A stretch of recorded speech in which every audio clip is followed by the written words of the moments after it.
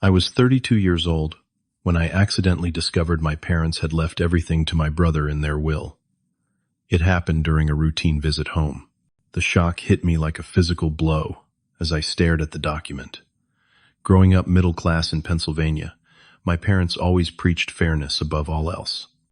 After building a successful career in software development in Austin, I had been sending them $2,000 monthly plus covering emergencies, while my brother Adam stayed in our hometown. I thought I was being a good son, but apparently that counted for nothing in the end. Before I tell you what happened next, let me know where you are watching from in the comments. Hit that like button and subscribe if you have ever felt betrayed by the people who should have had your back. Growing up in suburban Pennsylvania shaped much of who I am today. My childhood was solidly middle class, with parents who valued education and hard work above all else.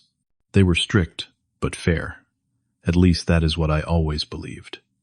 From an early age, I showed academic promise, eventually earning partial scholarships to college. Even with those scholarships, I still worked 3 separate jobs to afford tuition and living expenses. Nobody handed me anything on a silver platter. After graduation, I landed my first job in the tech industry and eventually moved to Austin to pursue better opportunities.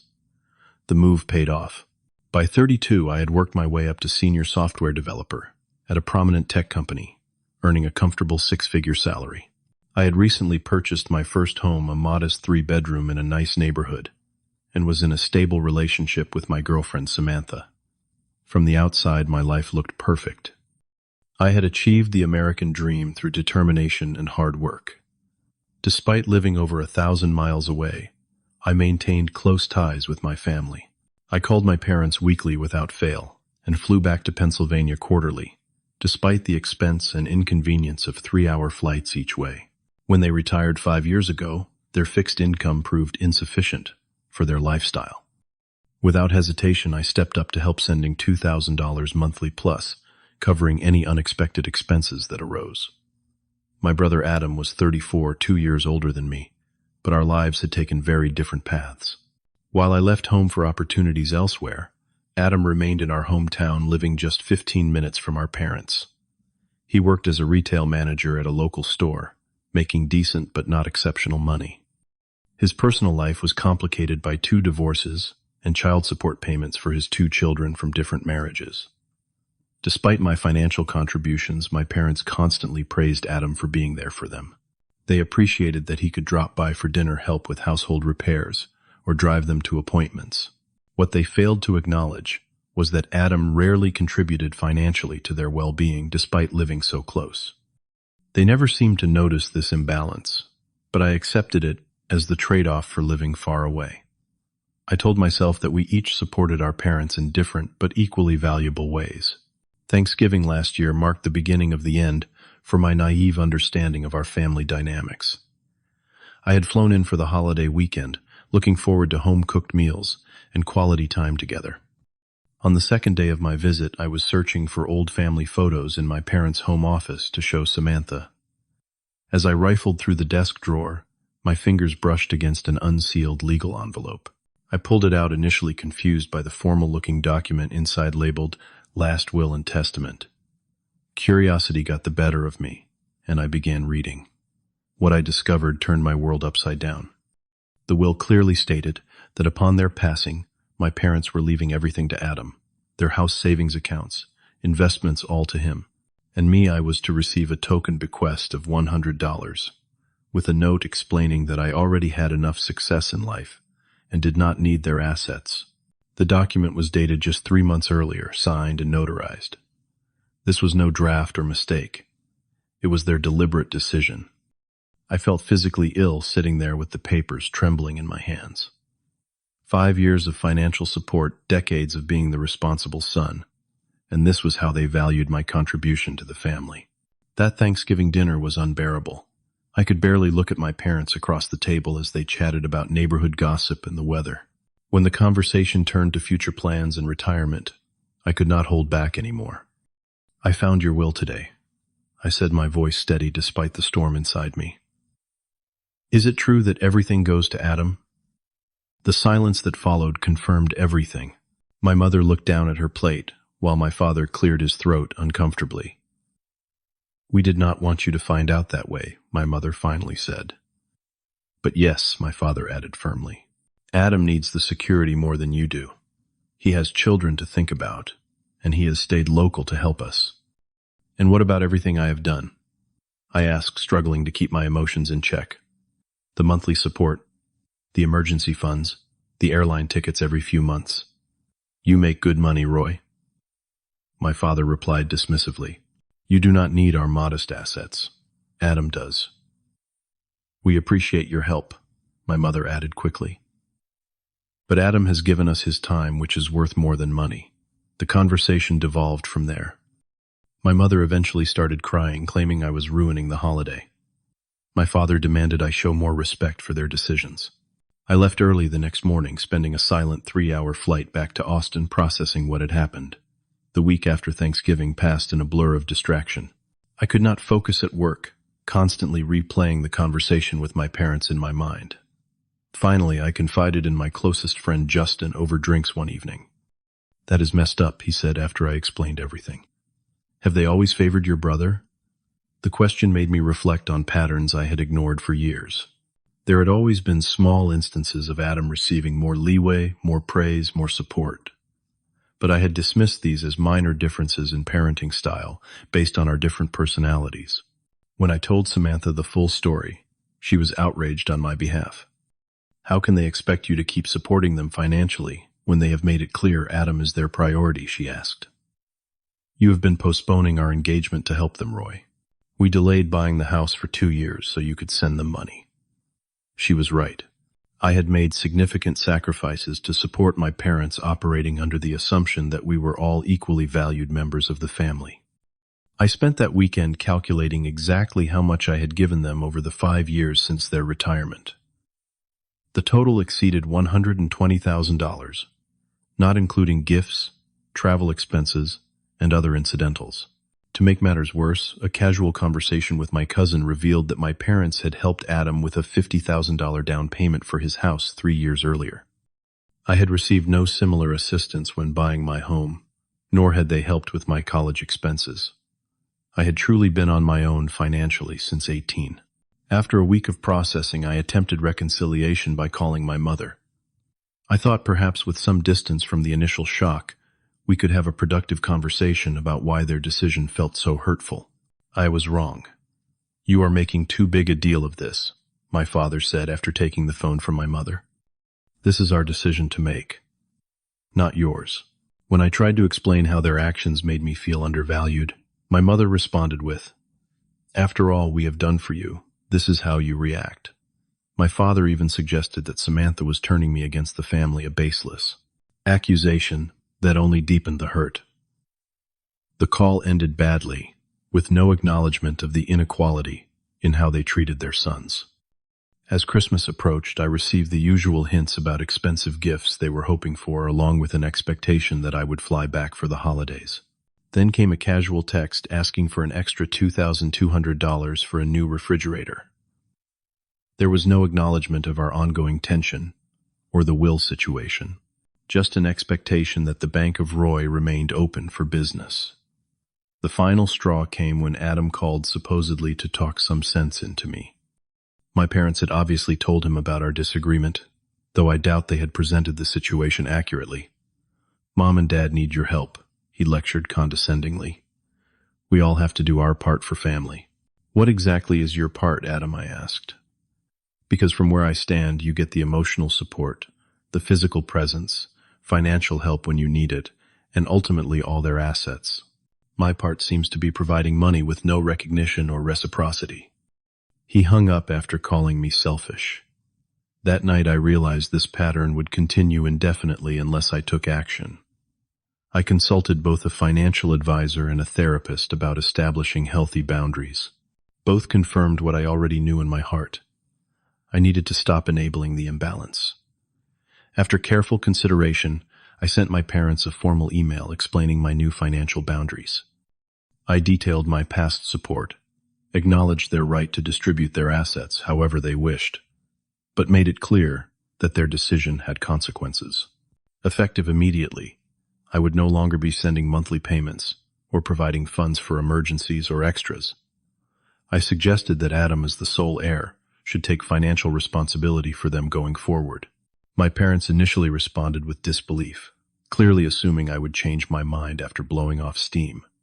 When the first of the month came and went without my usual transfer, an uncomfortable silence fell. I held firm in my commitment to self-care and financial independence, despite the guilt that occasionally surfaced. 3 weeks of silence were finally broken by a casual text from my mother about an overdue utility bill. No acknowledgement of our previous conversation, just an expectation that I would solve the problem. I responded with a gentle but firm reminder of our new boundaries. I am no longer in a position to help with household expenses. As we discussed, Adam should be handling these matters now. The reply came swiftly. We cannot believe you would abandon your own parents over money. That text was followed by an angry call from Adam, accusing me of abandonment and selfishness. He claimed our parents were struggling because of my sudden decision to cut them off, conveniently ignoring that he had never contributed significantly to their expenses despite living nearby. They helped you buy your house, I reminded him. They are leaving you everything in their will. It is time for you to step up. He had no response to that except to curse at me before hanging up. Over the next few days, various extended family members called or messaged, having been recruited to pressure me into resuming payments. Most had been given a highly edited version of events that painted me as an ungrateful son who suddenly refused to help his parents for no reason. I patiently explained my side to those willing to listen. My Aunt Susan, my mother's sister, called with a more nuanced perspective. After hearing my full explanation, she sighed heavily. I suspected something like this was happening, she admitted. Your parents' financial situation is actually worse than they have told you.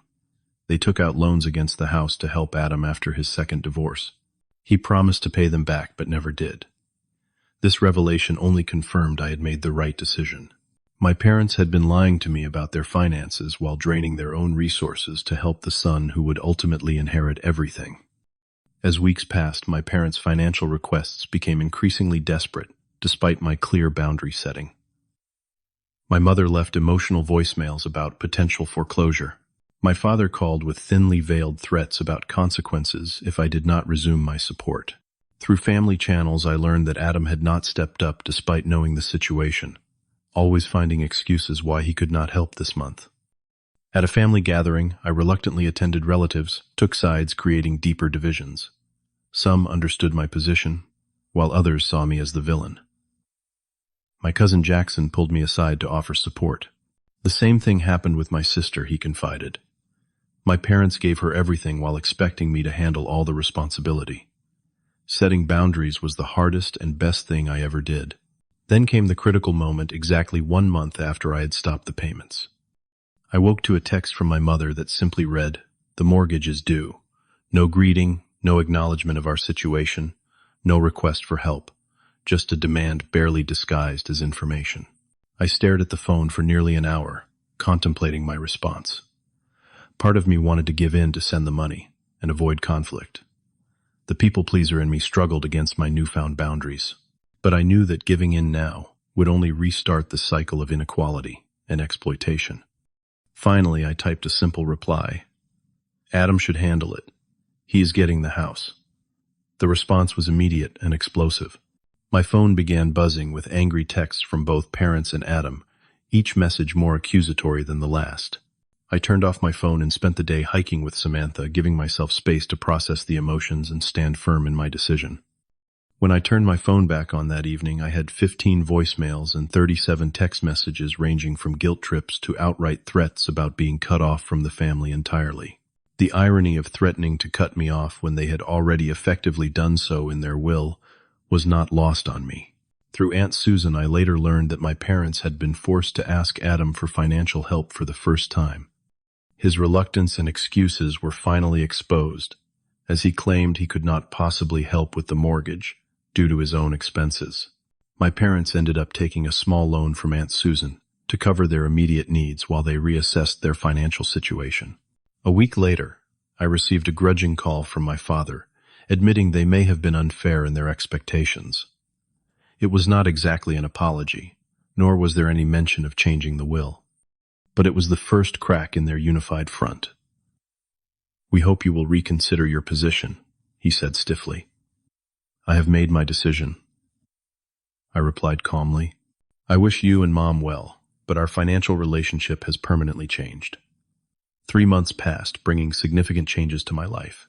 I received a promotion at work, finally proposed to Samantha, who enthusiastically said yes, and noticed a marked improvement in my mental health after establishing clear boundaries.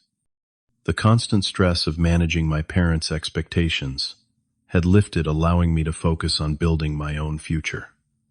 Through family channels, I heard that my parents were adjusting to their new financial reality.